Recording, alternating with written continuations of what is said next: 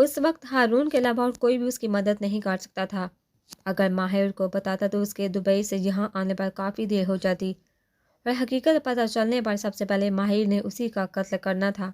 हारून उसके तवक्को के मुताबिक 10 मिनट में वहाँ पहुँच चुका था, और यहाँ पहुँचते ही पहले वो माहिर को इतला कर चुका था। तो दूसरी तरफ से माहिर जल्जलों की जद में आ चुका था। कई बार तो उसे यकीन करने में लग गए। साथ रोती बिलखती माँ और बहन बैठी थी। वो उस वक्त मौत वाले घर में था, मगर जो खबर हारून ने उसे दी थी वो तो गोया उसकी मौत का समा थी। उसकी पहली और आखिरी मोहब्बत हर पल होने के साथ उससे दूर होती जा रही थी, और वो इतना बेबस था कि उसे देख भी नहीं सकता था। कजा के उसे बचा पाता। अपने ज़राए और कुछ ताल्लुकात इस्तेमाल करके अगली सुबह वो पाकिस्तान पहुंच चुका था। तब तक हारून और आफ्ताब ओजी गुल के गाँव का चक्कर लगा कर आ चुके थे, और वहाँ सवाए नाकामी कि उन्हें कुछ नहीं मिला था। मुझे पूरी उम्मीद है वो इसी शहर में छुपे हैं। यह हारून की आवाज़ थी, मगर कहाँ? हारून मेरी मदद करो, वो बर्बाद कर देगा उस मासूम को, कुछ कर प्लीज़। माहिर की दर्द में डूबी आवाज़ सुनकर हारून का दिल दुख हो गया। माहिर मीरजान बात सुन, दुश्मन का मुकाबला करने के लिए हमें पहले खुद को मजबूत करना होता है, हिम्मत करनी होती है। अगर हम हिम्मत छोड़ देंगे तो क्या हाक मुकाबला कर पाएंगे? अपनी हालत देख तेरी टांगे तेरा वजन सह नहीं पा रही। उसने माहिर की टांगों की तरफ इशारा किया जो होले होले से कांप रही थी। मेरी जान उन लोगों के कब्जे में है, उस इस हाली बदन का क्या करूं? माहिर के टूटे हुए लहजे पर हारून अपनी आंखों की नमी छुपाकर उसे गले लगाकर तसल्ली देने लगा। उसका असर भी हुआ।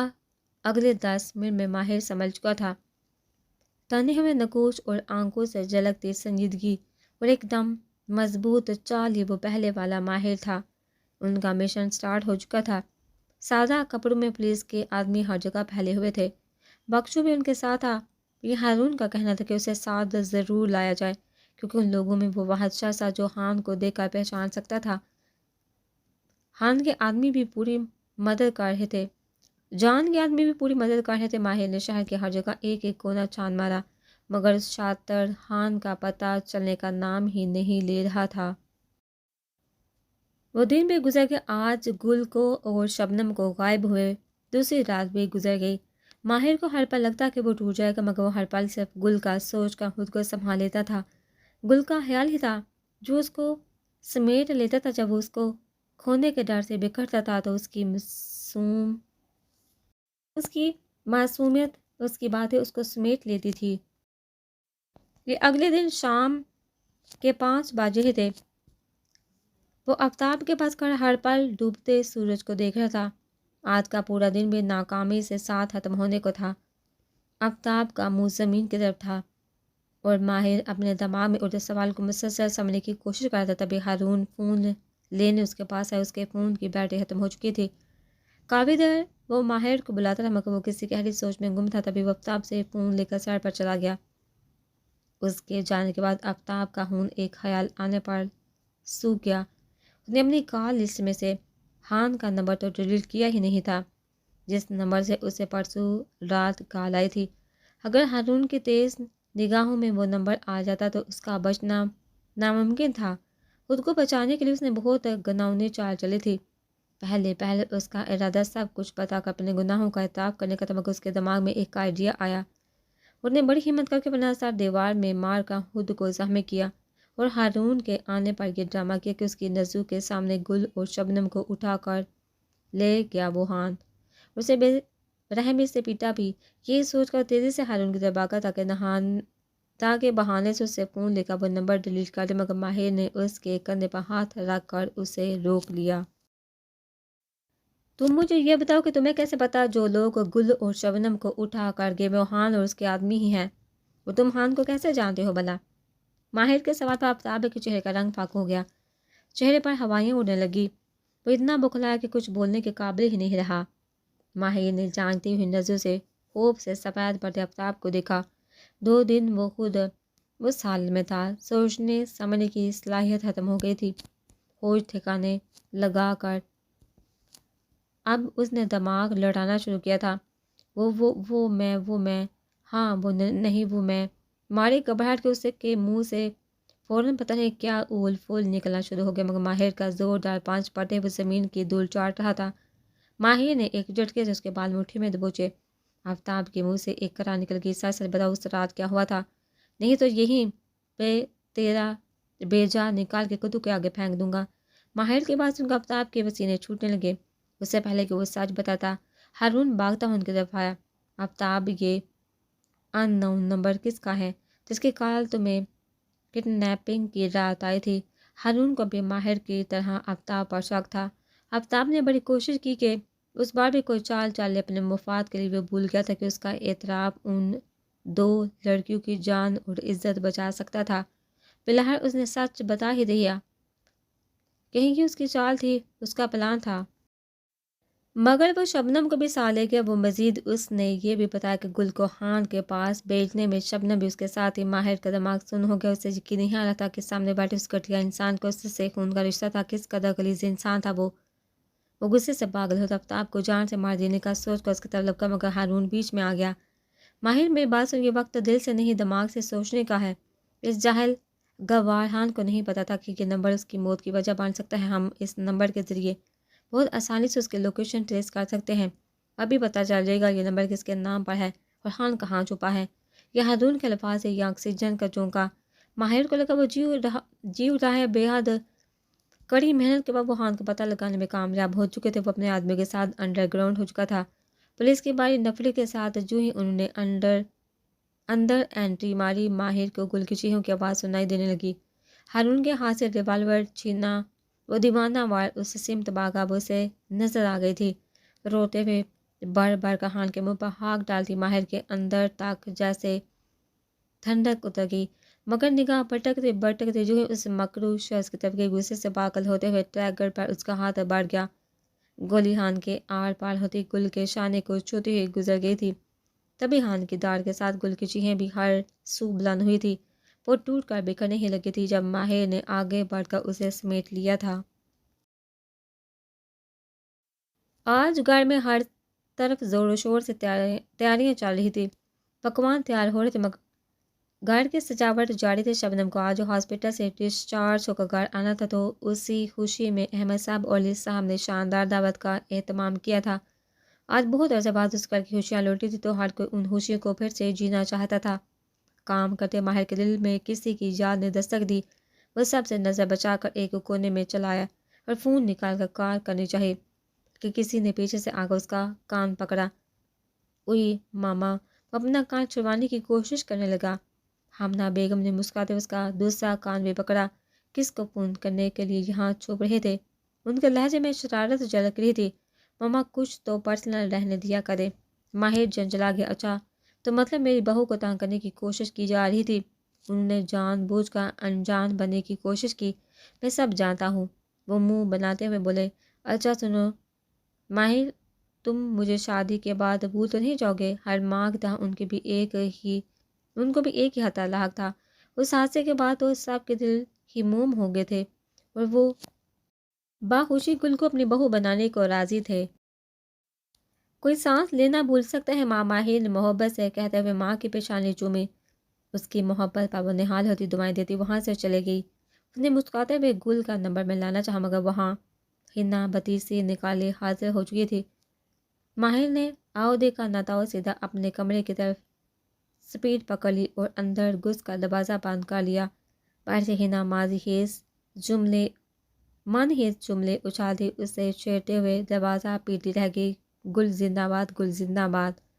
لڑکیوں کے نالے زور و شور سے جاری تھے، جس نے پورے گاؤں کا سر پر اٹھا رکھا تھا۔ وہ چیخ چیخ کر گل کی حوصلہ افزائی کر رہی تھی۔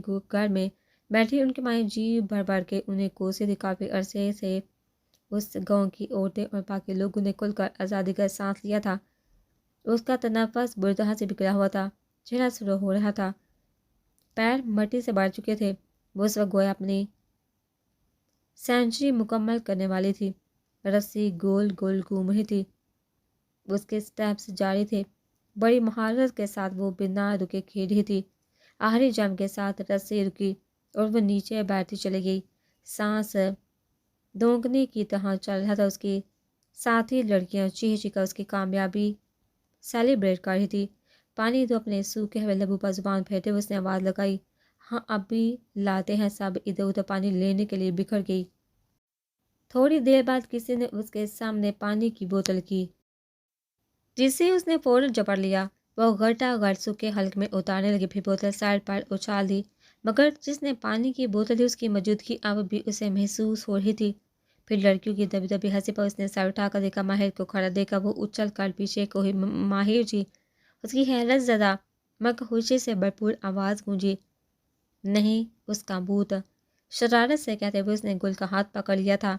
ماہر جی گل سرح پردے چہرے کے ساتھ منمنائی۔ اتنے سارے لوگوں کے سامنے اسے ماہر سے ہرگز ایسی امید نہیں تھی۔ وہاں کھڑی ساری لڑکیاں شوہے سے گل کو چھیڑتی شور مچانے لگی۔ گل نے مارے شرم کے ماہر سے سر جھکا لیا۔ کیا حالت بنا رکھی تم نے اپنی؟ جب تک میرے ساتھ تھی تب تک تو زبان بھی نہیں کھولتی تھی، اب دیکھو بندروں کی طرح اچھل رہی ہو۔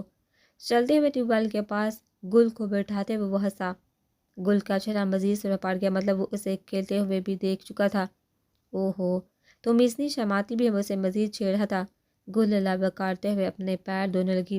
اس کے انداز پر ماہر ہنستا چلا گیا۔ اچھا تم یہ بتاؤ، جو میں نے تمہیں فون دیا تھا وہ کہاں ہے؟ وہ اب لہجے میں حق کے لیے بول رہا تھا۔ گل بوکھلا گئی۔ وہ تو گڑ پڑا ہے۔ گڑ پڑا انڈے دے رہا ہے، ایک دو انڈے مجھے بھی دے دو۔ وہ مزید ناراض ہوا۔ گل نے نہایت حیرت سے اسے دیکھا۔ ماہر جی آپ کو انڈے چاہیے تو ہماری مرغی دیسی انڈے دیتی ہے، آپ لے جائیے۔ اپنے تیز نحاسی سمجھداری اور دریا دلی کا مظاہرہ کیا۔ ہاں لے آؤ، اور لا کر میرے سر پر پھوڑ دو۔ وہ جنجلا اٹھا اور ناراض ہوتا وہاں سے جانے لگا۔ ماہر جی ناراض تو نہ ہو، اب آپ کی کال ضرور اٹھاؤں گی، اللہ کا وعدہ۔ اس کے پیچھے بھاگتی وعدہ کرنے لگی۔ ہاں بس میں دعا کروں گا، ورنہ لگتا تو یہی ہے کہ تمہارے فون اٹھانے تک مجھے اللہ اٹھا لے گا۔ وہ اب بھی ناراض تھا۔ گل دل پر ہاتھ رکھ کر رکی۔ ماہر جی آپ ایسی باتیں کیوں کرتے ہیں؟ میری عمر آپ کو لگ جائے، اگر آپ کو کچھ ہوا تو میں مر جاؤں گی، میں خود کو مار دوں گی۔ سنا آپ نے ماہر جی؟ وہ اب زور زور سے اس کی پشت پر چلانے لگی۔ ماہر نے اسے مزید تنگ کرنے کے لیے کانوں میں انگلیاں ٹھونس دی، مگر اس حد تک کہ اسے اس کی باتیں پھر بھی سنائی دے رہی تھی۔ کار میں بیٹھ کر اس نے دروازہ بند کر کے سامنے دیکھا۔ وہاں وہ آنکھوں میں موٹے موٹے آنسو لیے اسے دیکھ رہی تھی۔ آج شام ضرور آنا ہے تم نے، بخشو چچا کو بتا دیا ہے؟ وہ سر شیشے سے باہر نکالتا اونچی آواز میں اسے کہنے لگا، میں نہیں آؤں گی۔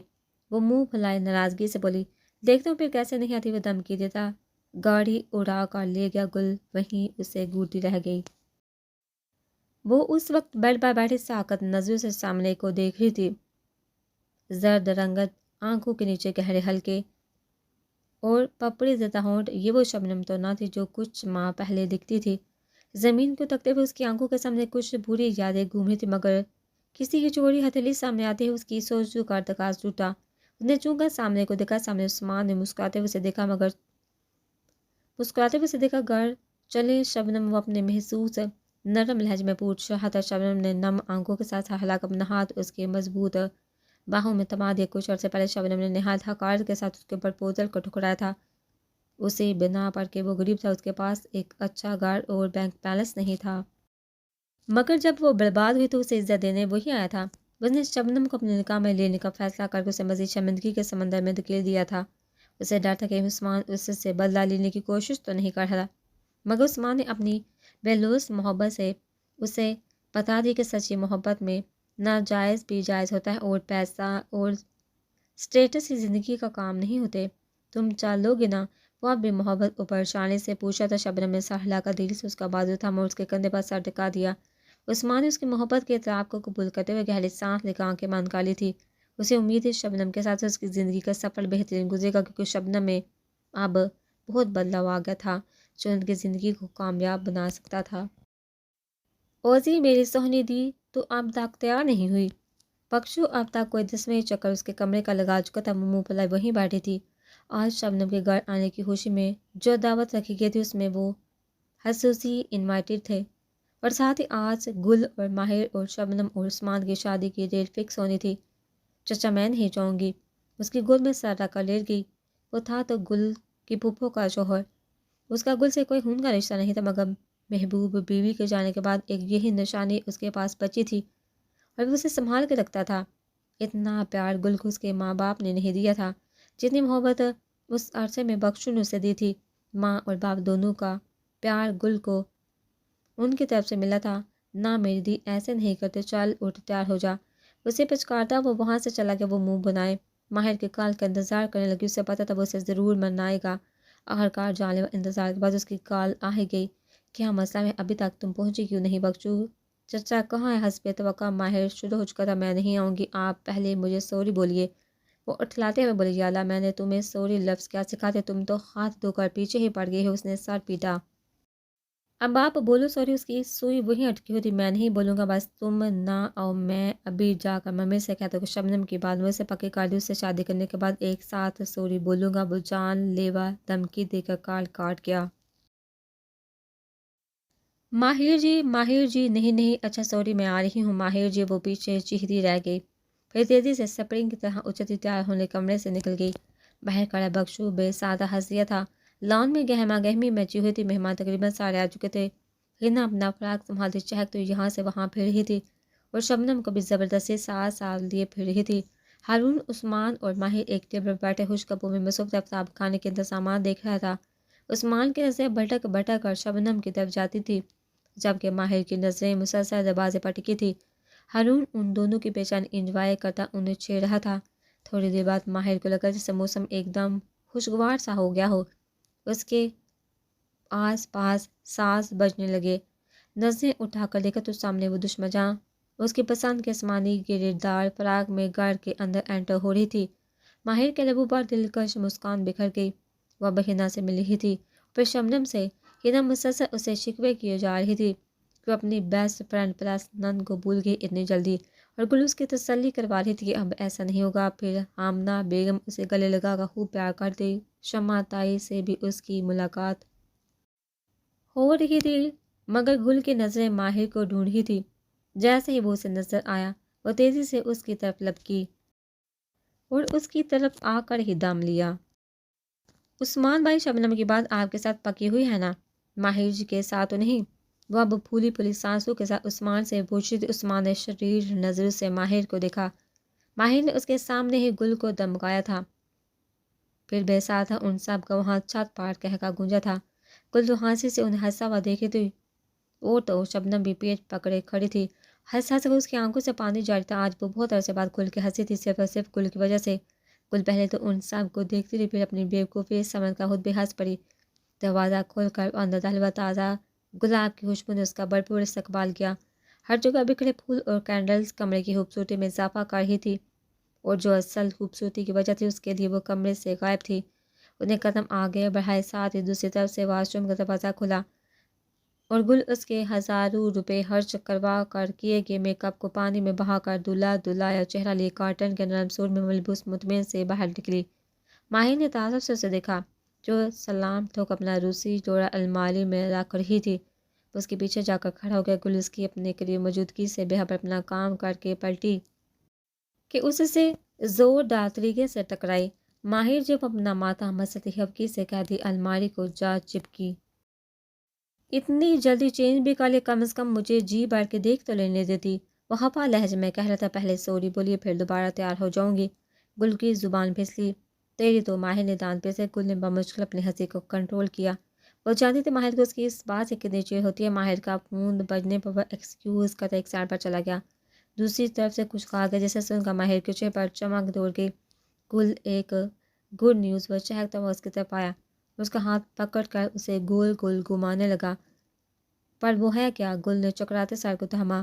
ہاں نے آج سزا کے دوران برداشت نہ کر پا کر وہاں کھڑے ایک کانسٹیبل کی پسٹل چھین کر خود کو شوٹ کر لیا ہے، وہ چہکتا ہوا بتا رہا تھا۔ ہان کو پھانسی کی بجائے عمر قید بامشقت کی سزا ماہر نے دلوائی تھی۔ وہ چاہتا تھا وہ سسک سسک کے مرے تاکہ اسے پتہ چلے ایڑیاں رگڑ رگڑ کر مرنا کیا ہوتا ہے۔ گل نے ایک پرسکون سانس خارج کی۔ ہنس کم جھانپا گل کے منہ سے بے ساہتا نکلا۔ ماہر نے ہنستے ہوئے ہلکے سے چپت اس کے سر پر لگائے۔ ماہر جب اپنا سر تھامتی غصے سے چیخی، میں سوچ رہا ہوں شبنم ابھی تک تیار بیٹھی ہوگی، ذرا اسے دیکھا ہوں۔ اس کی شرارتی رگ بار بار پھڑک رہی تھی جو گل کو پھڑکانے کا کام کر رہی تھی۔ نہیں ماہر جی، میں ابھی تیار ہو کر آتی ہوں۔ گل بھی روحانسی ہوتی اس کے پیچھے بھاگی تھی کہ ماہر نے ہنسے میں محبت سے اس کو کندھے سے لگایا۔ وہاں گل کی کھلکھلاہٹیں اور ماہر کی شرارت بڑی دھمکیاں جاری تھی۔ باہر آسمان پر تارے ان کی خوشی کا جشن منا رہے تھے۔ رات قطرہ قطرہ بن کر پگھلتی چلی گئی۔ دور کہیں شکیلا مراد اور سکینہ کی روحیں پرسکون ہو گئی۔ بخشو بھی اپنے رب کے آگے سجدہ ریز تھا۔ ایک نئی پرسکون زندگی ان سب کی منتظر تھی۔